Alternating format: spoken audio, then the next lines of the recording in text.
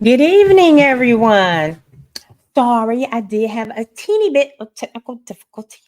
However, here we are, and I believe the stream is good everywhere.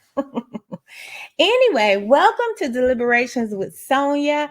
And today I'm excited to have the topic that I have today. And it's wait a minute, go back down. Breaking barriers, overcoming negative stereotypes of minority women.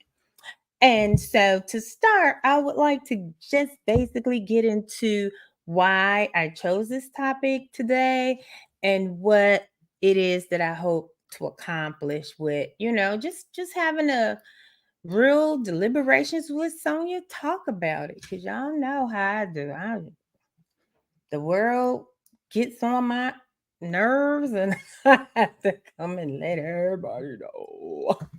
Anyway, um, thanks for being here. Make sure you go and subscribe to my YouTube so that you can see the YouTube video and also to anywhere podcasts are broadcast. Podcast or broadcast. Yeah, that's cute. Oh, these ain't even the glasses I was gonna wear, but these is cool. Okay. Anyway, so let's get it started. Today, click on the comments. 1 second. Yeah. Okay. So the purpose of today's topic is to discuss the whys and the hows in honor of Mental Health Awareness Month. The World Health. No, what is it?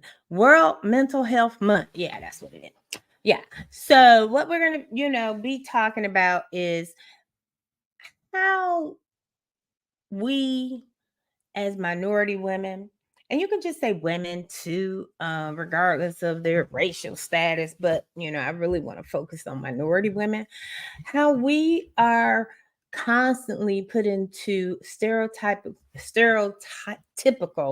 cages, or you could say positions where it can be said that we're overthinking it or we're just missing the point.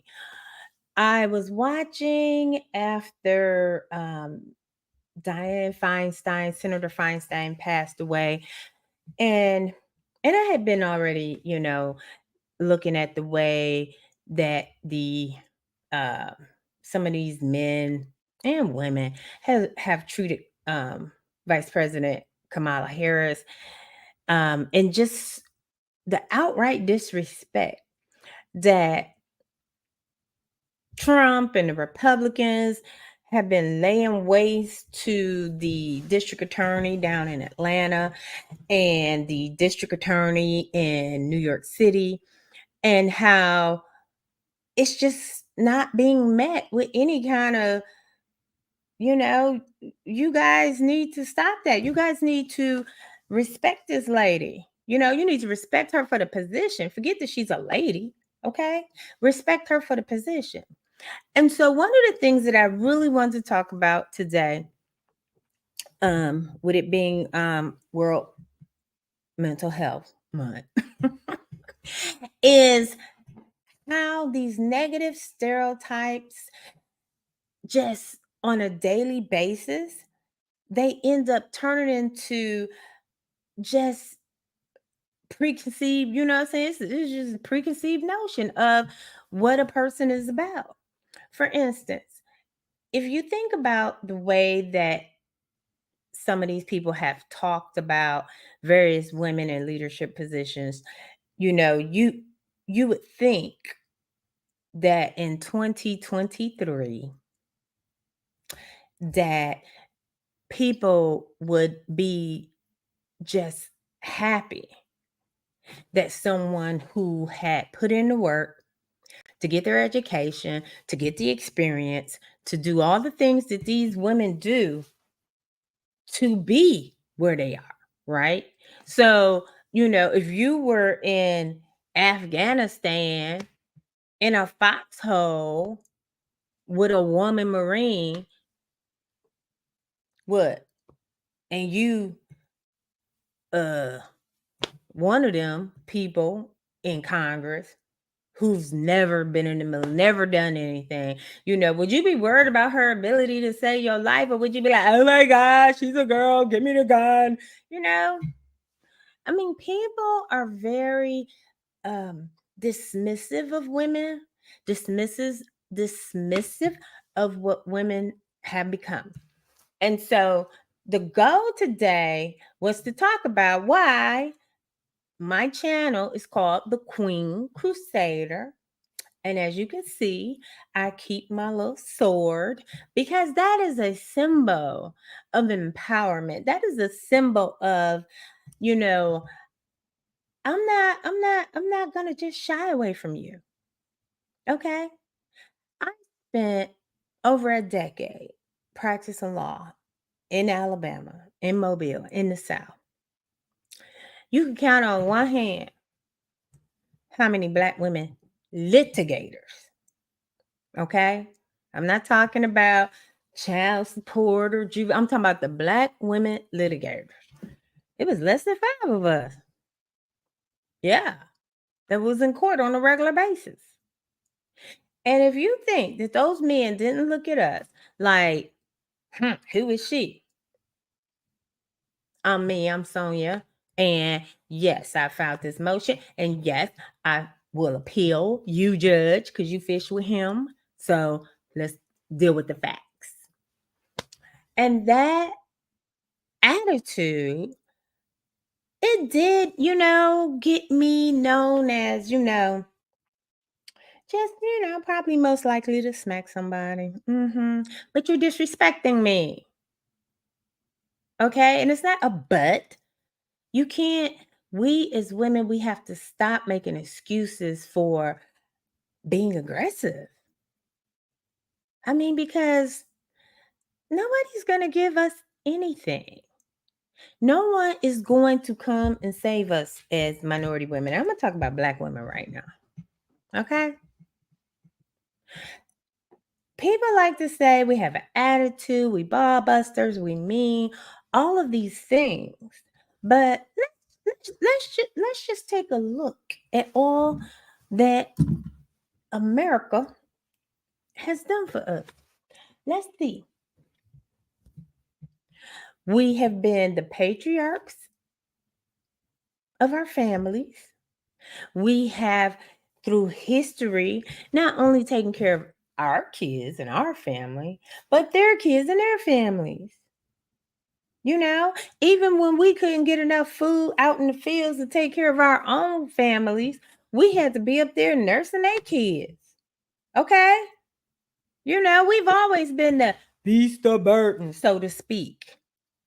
So my concern is that as I look at the landscape that we have in the country right now, I'm afraid. Okay, and I'm not afraid of no man or beast, believe that. But I'm afraid of where we're going. I'm afraid of where we're heading, right? Because if we're not going to hold these politicians' feet to the fire, if we're not going to make them give us the respect that we deserve,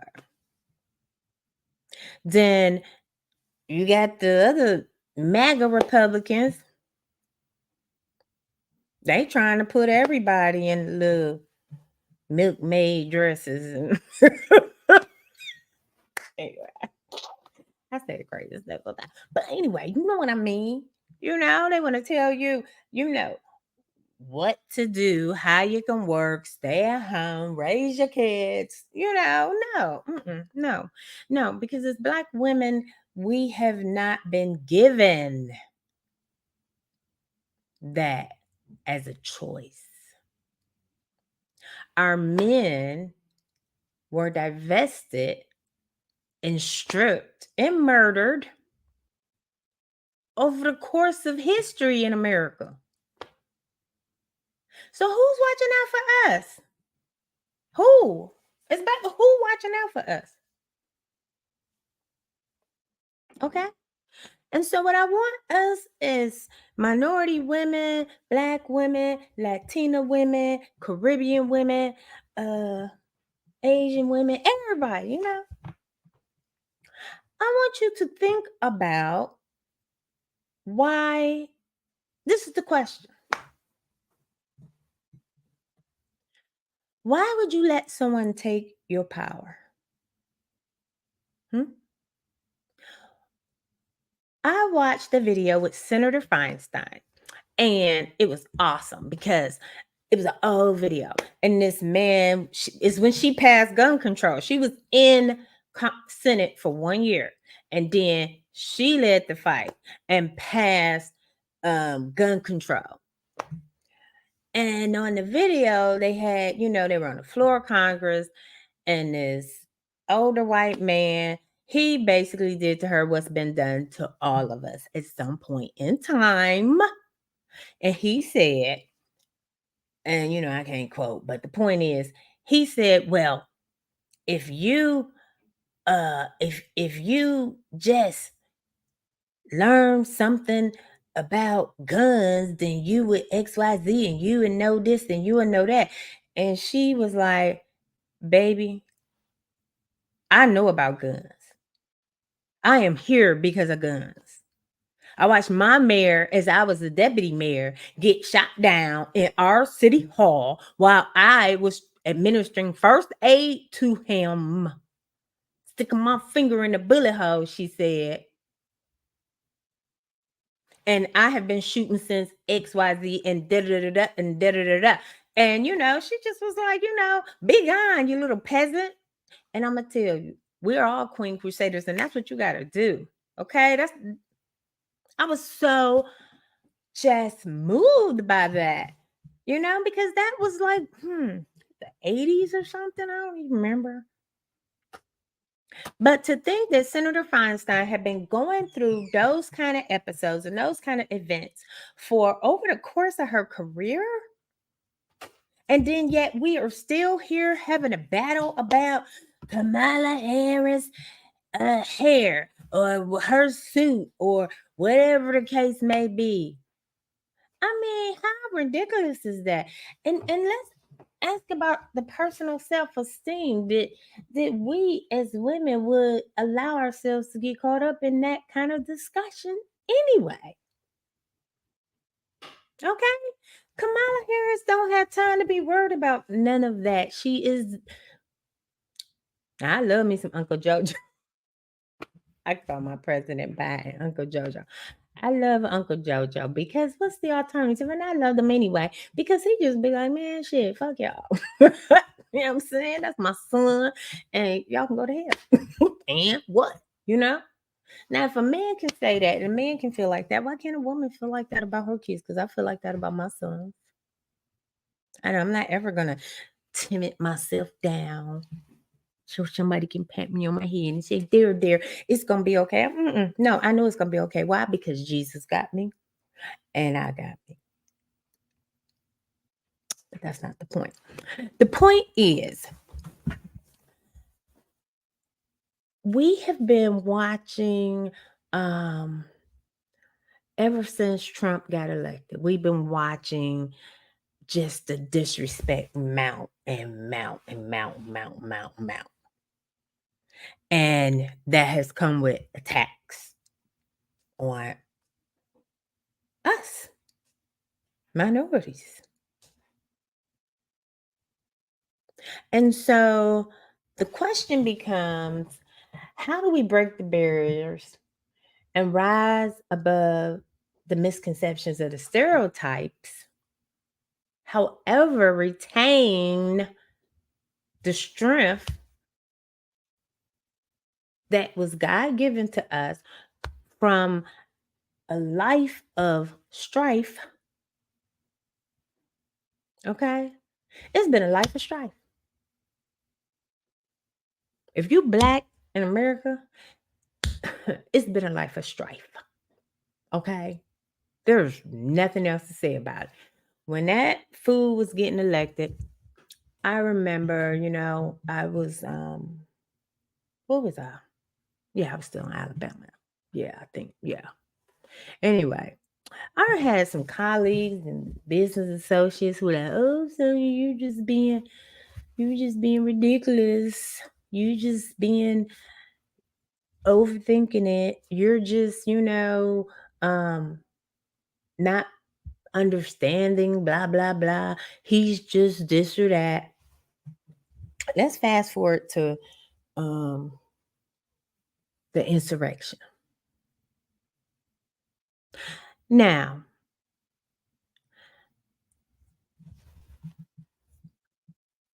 I'm gonna say this because with this being mental health month, I'm gonna just say I was crying, crying. I was sobbing when Trump was elected. I had to remove myself from like the universe for like a week. I could not get over the fact that my America,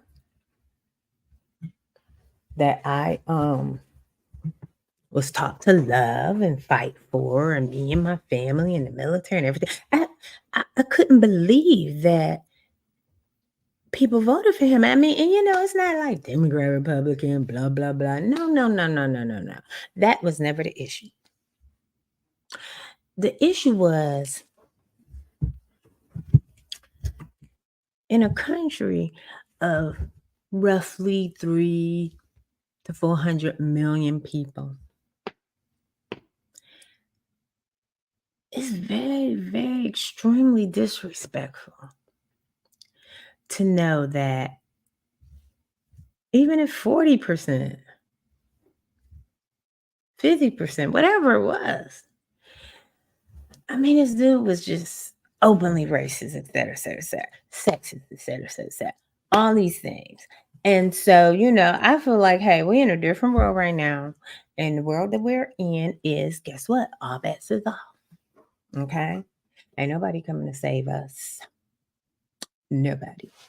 And so we have to worry about saving ourselves. And to that end, we need to be able to think about how we show up, right? So, one of the things that I was reading when I was looking at the case involving that man, I can't remember the man's name, but he filed a lawsuit against the fund, the Black Women's Fund, I believe it's called. I was going, and what's crazy is I was about to apply for that fund, and then they closed it over the weekend. This weekend they closed it because the deadline was the end of September, no, October 1st. And so they closed it. The judge had to put an injunction on it. Nothing. Just look at this. You mad because minority women, small owned businesses are getting $20,000, $30,000 to help them set up their business. And you're saying, oh, that discriminates against white people. I can't even say it with a straight face because it's so stupid.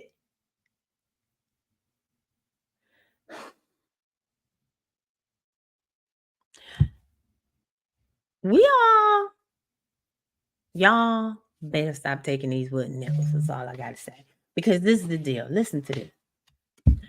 They used a 1870 something law to say, and the law was really a law during Reconstruction in the South to keep African Americans from being discriminated against in voting practices.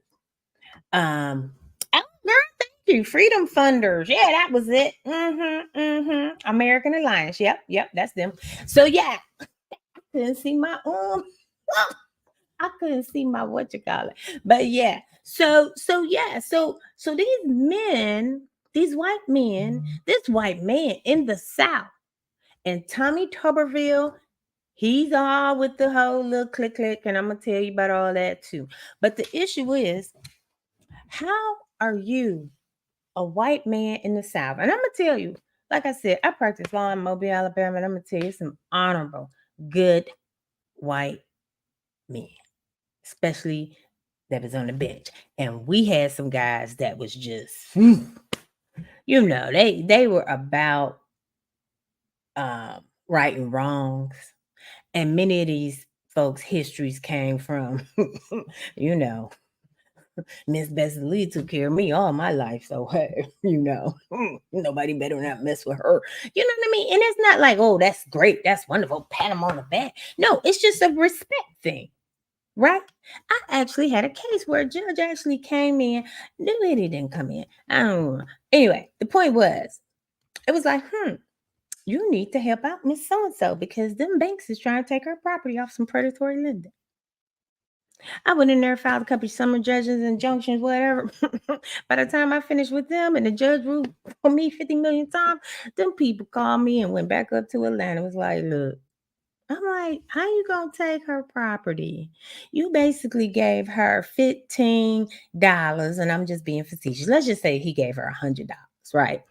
So they had a practice of coming into these minority black neighborhoods where black people own like hundreds of acres and and shining object money in their face so that they could basically foreclose on the properties. Like this property been paid off for like generations. But see, this is what they do. So this is my thing.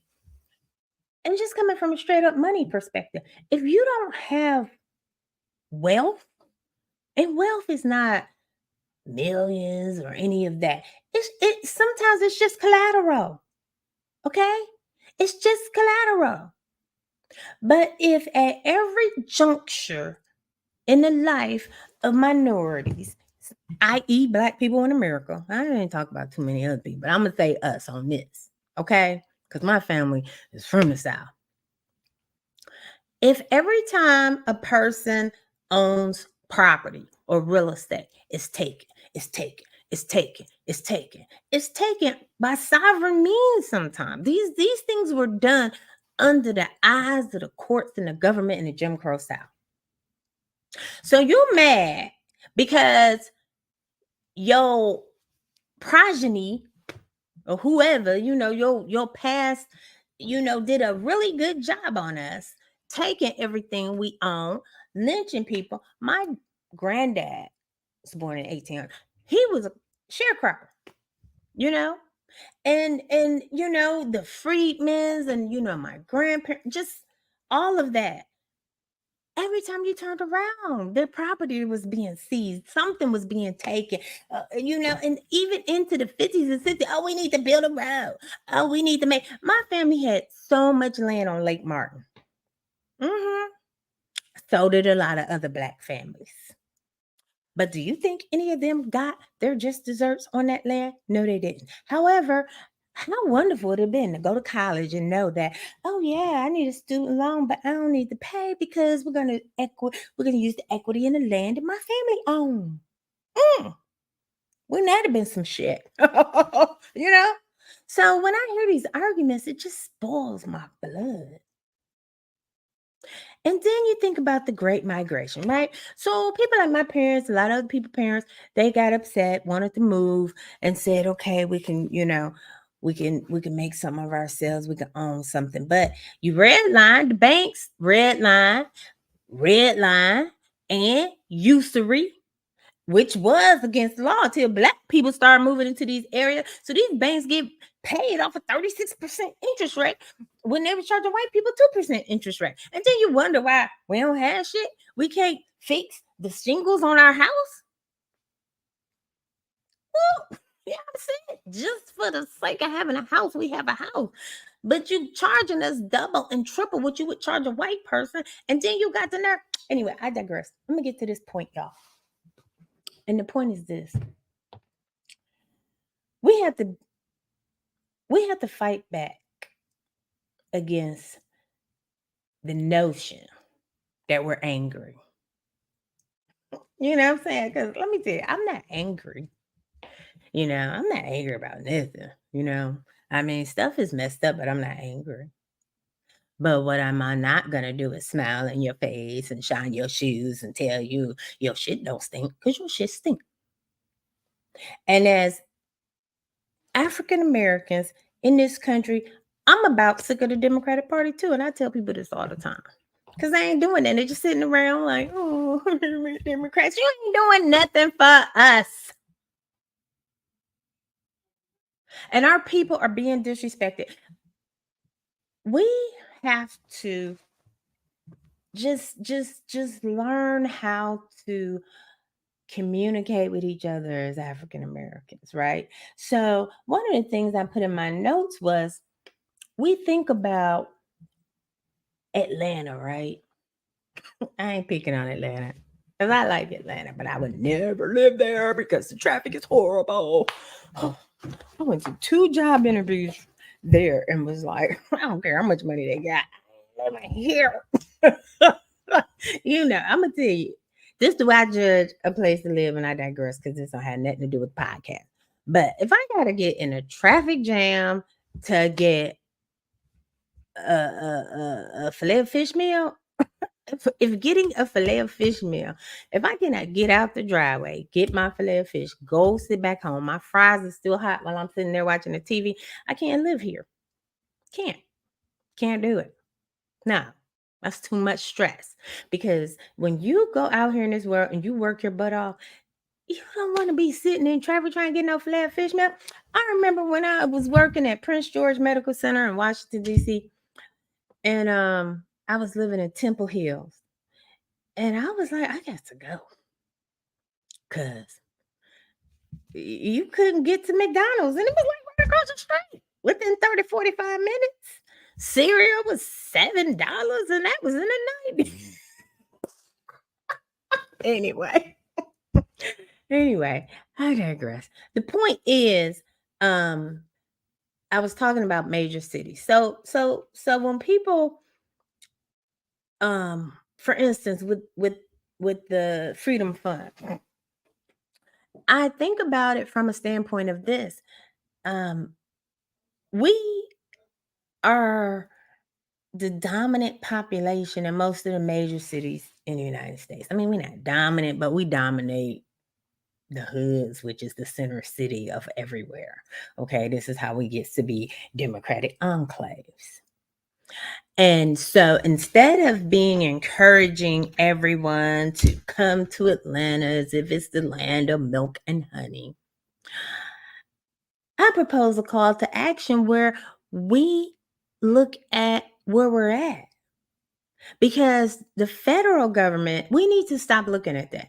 We need to take that off the table. We need to act locally and think locally.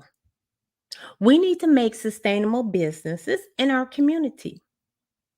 We need to hire us. And we need to buy from us. And people have been saying this forever, right? Just forever.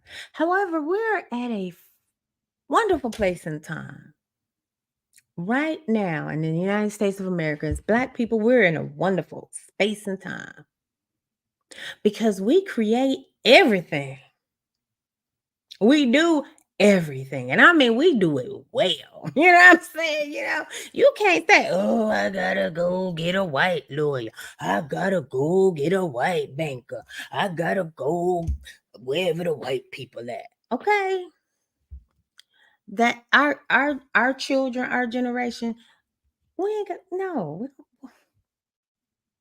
we don't have to deal with that. And we are more trustworthy to ourselves oftentimes. Now, I ain't gonna tell you, I'm gonna go to every Black business because some people are shady, but they just have to learn. You don't have to be like that. You don't have to do your people wrong. Black people put billions and billions of dollars in other people's pocket to beg every election to be paid attention to. How you gonna let this man down here talking about Black people gotta benefit from slavery? He need his ass beat. Okay, I'm not gonna shed a tear. I'm not gonna change the words. He need his ass beat. And if that man win anybody office, I'm gonna get a tent and I'm gonna go live in it right outside the White House. Because if a motherfucker like that can be president of the United States, I'm just done fucking had it. I did not mean to say all that, but I did. I mean, I'm just, over it. I am absolutely over it. And so today's topic was about breaking barriers to manage our mental health. However, I believe that I've probably made a breakthrough. And the breakthrough is our mental health can be managed in America as long as we have these crazy ass racists. Yeah, I'm tired. I'm just absolutely tired. I'm ready to deal with what we got, deal with what we dealing with, right? So you're gonna take away diversity and inclusion. Black people can't get along. Why? Because white people can't. Let me tell you something. And I'm gonna say it right here. If you are white and you can't make it in these United States of America, you can't get into college, you can't start a business, you can't get along, guess what? You probably need to go to school and study some more. Because you have every benefit. Every benefit. Oh, I can't go to college because you took my scholarship. No, you don't deserve a scholarship because you don't deserve it. Ain't nobody in these colleges like, oh, they just gave us some. Okay. Ask Tommy Tuberville. How many of them black athletes' mama's house that he sat in talking about how he was going to take care of their kids, protect their kids while they run up and down that football field at Auburn and make him that $25 million? Okay? Ask Tommy Tuberville. He wasn't talking about black people in the military and not promoting black generals because we gotta have people who know what they doing. He wasn't saying that when he was recruiting all them black bodies to go get beat up and down that damn football field. I'm gonna tell you, people better stop drinking the Kool-Aid. Now, maybe this wasn't a good topic for me to do because I think I'm getting triggered.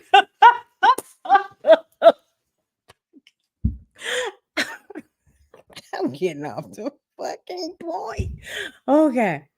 So, I digress. However, I do want to give this story. I do. I remember this story. And this is a true story, you know. But this just goes to show the extent of how as black women, we are now in the United States the most educated people on the block. We are doing stuff. We making business. We doing all of this for our babies. And they know it. They know it more than we know it. They look at the data and they mad. Because they like, oh my God. They're in the corporate boardrooms. And we know how they do.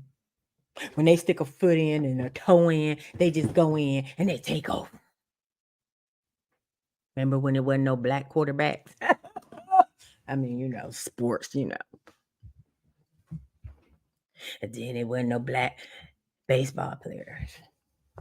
And then there wasn't no black bankers, black entertainers, and black, just, everything black. And no one in the black community is sitting around saying, oh, we want to destroy the white people.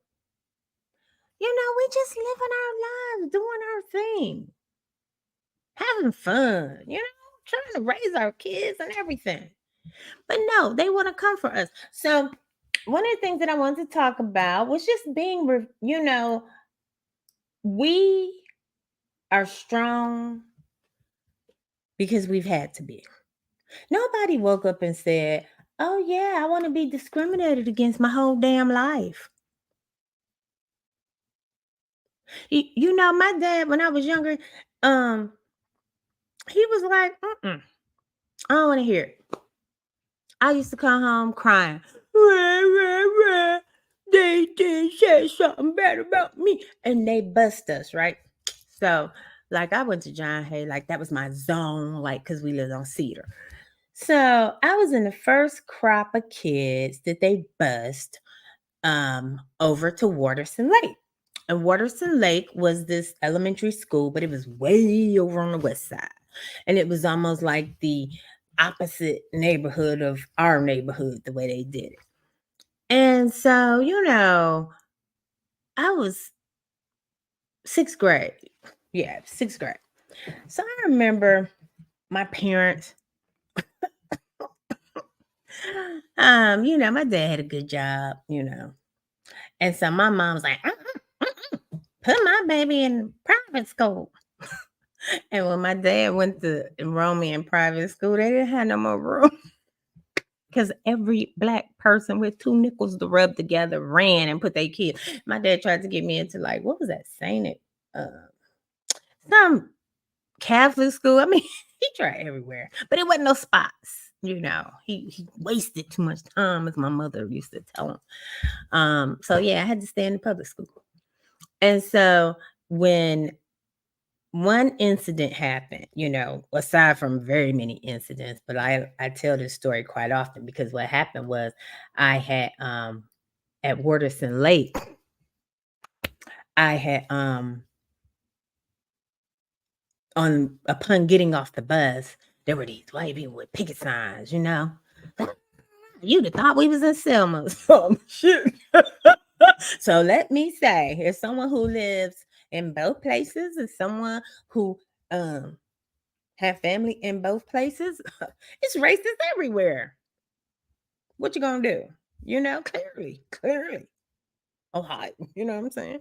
So anyway, so those people with the picket signs, they was spitting. It was so, oh my God. Yeah. But anyway, I just, was like, okay, and I was scared because I was a kid, grown-ups with signs, but my dad, he had followed the bus and, he was like, okay, a lot of parents did because they like, it's going down over here. Y'all touch my baby.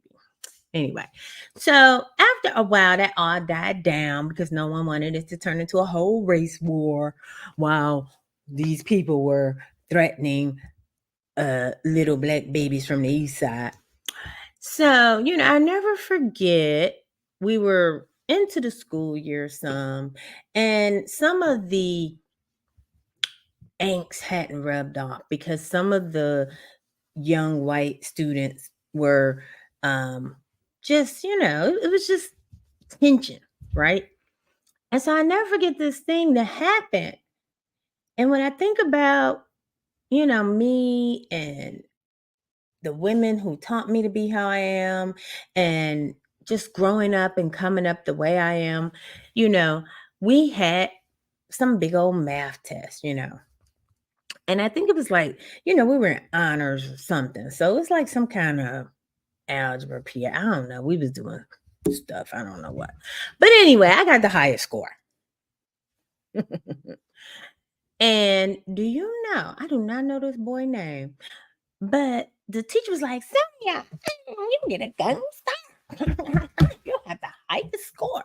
Do you know this little white boy in my class jumped up out of his seat and proclaimed, he proclaimed, I am the smartest person in this class, you little, I think he called me a bitch or something. I don't know what he called me. He called me a black something or another.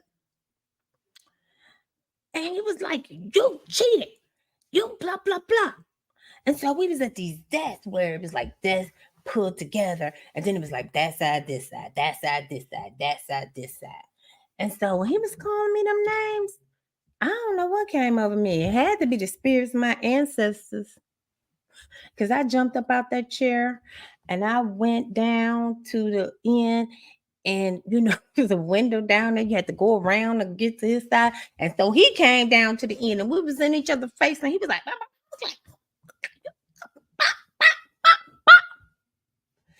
And when I tell you, I went home, like the teacher was like, "Ooh." Now, that math test didn't mean nothing to me in the grand scheme of things. But what did matter to me was, you know what? You gonna sit your little ass down. You are not. I might be in the sixth grade, but I promise you, you're gonna be messed up when you go home. You have to tell your daddy what that black girl did to you. Because I was gonna take his face. Anyway, I digress. The point is, nothing has changed. Nothing. I faced men like that in the military.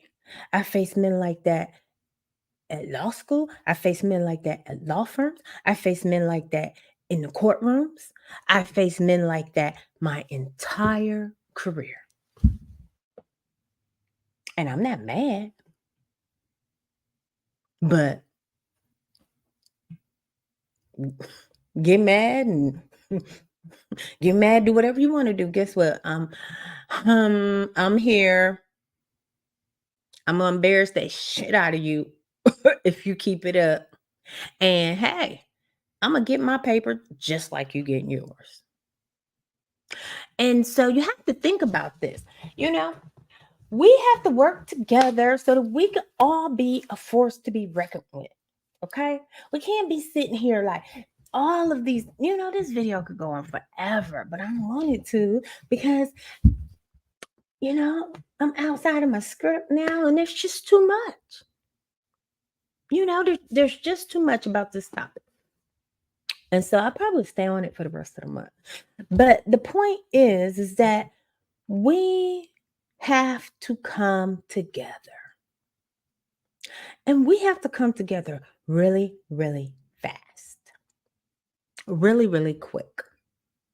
And we need to come together in such a way that we can be ready to hold these people accountable. Okay? Because this is our country and we matter, and we're not to be disrespected like this across this country. For some reason, everybody think they can pop off and say, "Oh well, black people this, black people that, minorities this, minorities that, oh you can have abortion, blah blah blah." These little impotent men, how you gonna tell somebody what they can do? I mean, the part that bothers me with where we are in the United States right now is that this whole thing of a democracy, it only survives if people follow the rules. Without democracy, there's chaos. So what do we think is going to happen when and if all of this crap goes sideways? What are the MAGA Republicans looking for? I mean, it's like they're trying to start a new civil war for what? You know? It's just too much. It's just too much. And the whole thing is just driving us as a country more and more out of our mind. And you know what? I watch all the news channels, like all of them. And all of a sudden, everybody wants to pull the fire alarm. The fuck? What is this? Why y'all surprised? Y'all ain't had no problem reporting on these fools, y'all gave them the stage to get rich and make money. These people are dumb as rocks. They're not interested in governing. They're stupid.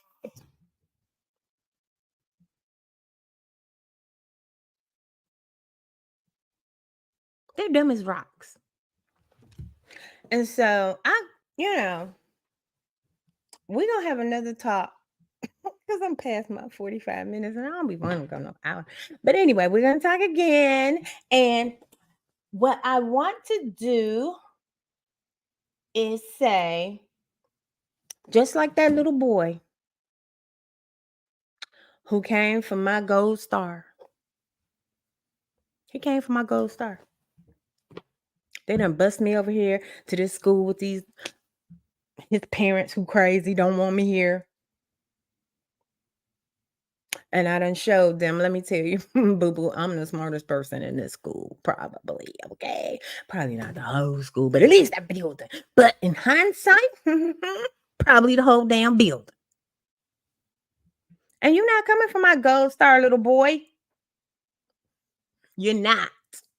I'm not going to dumb myself down for you or nobody else. And one thing is, we are all Queen Crusaders. And that is why I've named my publishing company Queen Crusader. That's why I'm sitting there in that picture, in that chair with my sword, looking cute as I could be, with my Manolos and my wonderful dress chair, whatever. Because that's my whole life story, as many of you. We have to be women. And as a woman, I love to dress. I love fashion. I love makeup. I love hair. I love it all. But don't come for my gold star.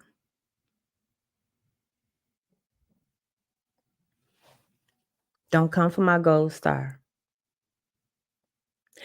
And when I look at Kamala and I look at Senator Feinstein and I look at the young woman that they just appointed to take Senator Feinstein's place, and I look at the DA down there in Atlanta, and I look at the DA in New York City,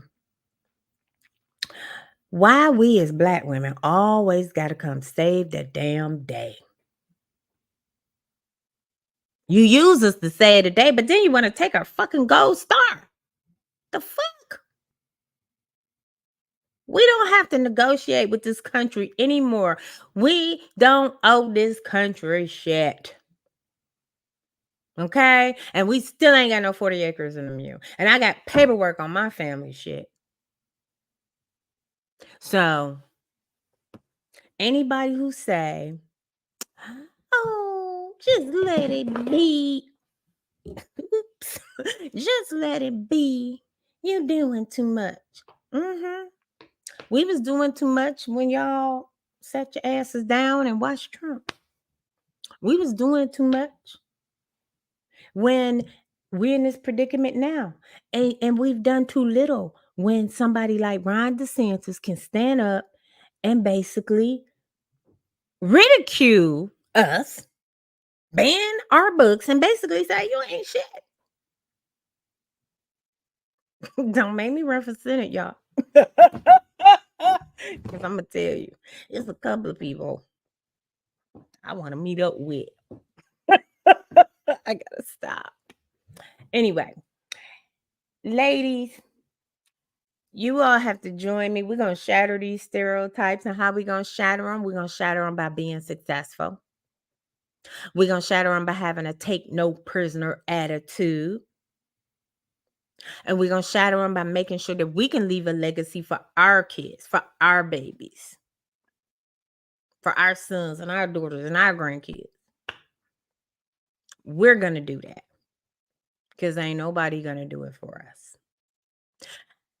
As we're moving forward, I'm going to be putting some more things in place, but we have to stick together to do better for us. We need to make a Black Wall Street in every major city. It needs to be a Black Wall Street in Detroit. It needs to be a Black Wall Street in Cleveland. It needs to be a Black Wall Street in New York. It needs to be a Black Wall Street in Mobile, Alabama, and Birmingham, Alabama. And it needs to be a Black Wall Street in Houston and everywhere we're at. And we need to bring money to the table, and we need to have people that are not afraid to stand up and be counted. That's what we need in the United States of America as minorities in this country. Because I'm going to tell you, there's some fools out here really trying to turn back the hands of time. And at the end of the day, I don't know about y'all,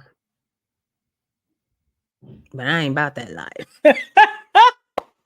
Anyway, this has been Deliberations with Sonia. I need you to subscribe to my YouTube and to go and subscribe to my podcast, wherever the podcasts are.